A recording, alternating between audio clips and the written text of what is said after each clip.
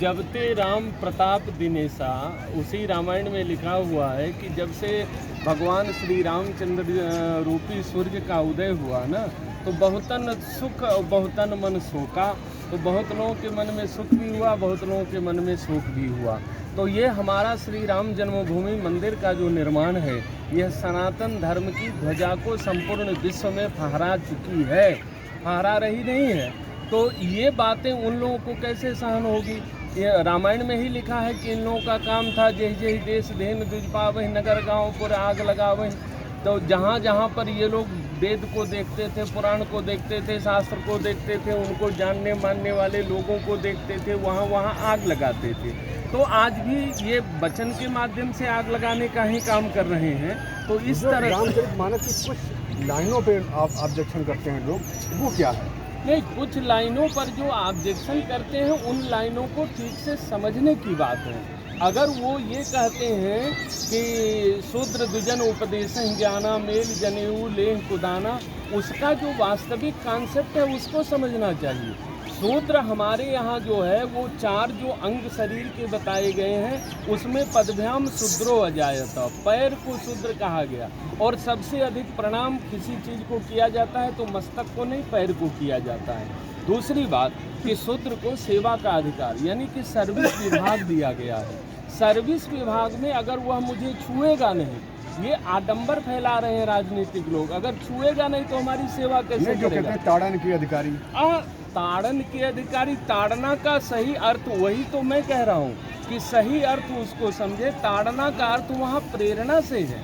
इन सबको प्रेरित किया जाता है सेवा भाव के लिए। ब्राह्मण को प्रेरित किया जाता है शिक्षा देने के लिए, क्षत्रिय को प्रेरित किया जाता है रक्षा करने के लिए, वैश्य को प्रेरित किया जाता है व्यापार और उदर पूर्ति के माध्यम से। यही तो ऑब्जेक्शन है कि उत्पीड़न हो रहा है उनका, उनको नीचे स्तर पर रखें। उत्पीड़न कहाँ पर हो रहा है? उत्पीड़न यही लोग कर रहे हैं, करवा रहे हैं, उनके अंदर हीन भावना को भर रहे हैं।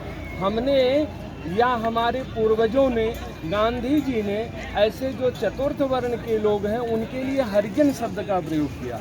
हरिजन जान प्रीत यदि गाढ़ी, उसको एक षड्यंत्र के तहत बैन कर दिया गया। हमको लग रहा है मैं भी बोल रहा हूँ तो कहीं हमारे ऊपर FIR ना हो जाए हरिजन शब्द बोलने पर। तो हरिजन का अर्थ होता है जो भगवान के जन हैं, और उसमें ब्राह्मण क्षत्रिय वैश्य शूद्र सभी लोग सम्मिलित थे। और ये पद जो हम लोगों ने दिया था आदर के लिए दिया था, उन्होंने इसको बदल करके बैन करके बाय जियो या कानून बना दिया कि इनको दलित कहिए। उनको दलित होने का एहसास कराते रहना और उनका शोषण करते रहना संपूर्ण मानवता का शोषण है। और ऐसे शोषण करने वाले लोगों को, शोषित वर्ग को भी सोचना चाहिए।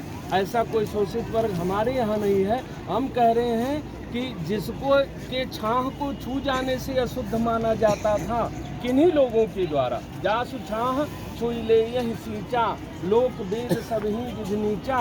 कुछ लोगों ने उनको नीच बताया, लेकिन प्रभु श्री रामचंद्र जी ने उनको राम सखा ऋषि बरबस भेटा। राम जी ने भी हृदय से लगाया और वशिष्ठ जी ने भी हृदय से लगाया।